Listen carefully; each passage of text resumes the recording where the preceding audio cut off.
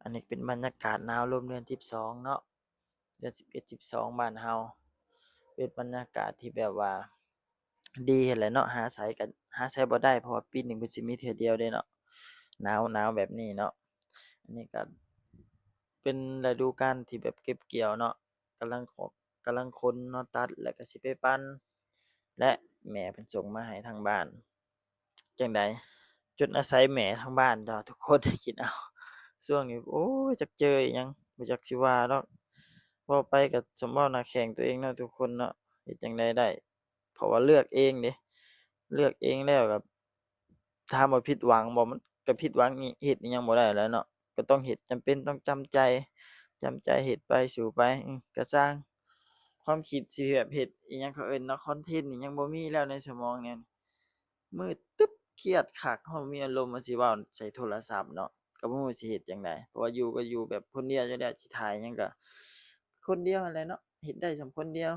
แล้วแฮ่งเวลาเราแบบ เป็นแบบความคิดที่แบบมันเครียดนั่นแหละเนาะแล้วเราก็คิดยากเว้าหยังก็ยาก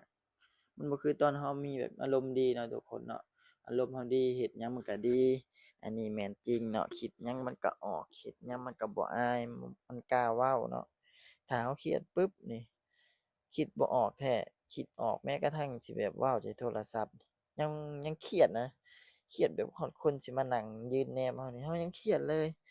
ถ้าอารมณ์ดีอ้าวก็บ่เป็นหยังม่วนหัวซ้ำเนาะทุกคนเนาะอันนี้แหละเขาจั่งว่าถ้าอารมณ์ดีเฮ็ดหยังมันก็ดีไปหมดราบรื่นไปหมดแม่นจริงอันนี้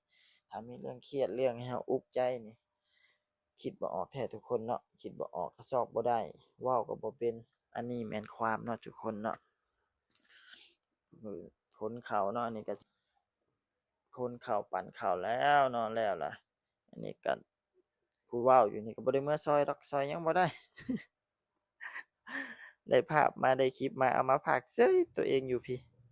จั่งใดเนาะเฮ็ดบ่ได้เนาะลูกลูกแท้ๆอยู่พี่พากันอยู่ไทยหมดอันนี้ก็พี่อ้ายเมื่อมีแต่พี่อ้ายผู้เดียวมาเฮ็ดเนาะจั่งใด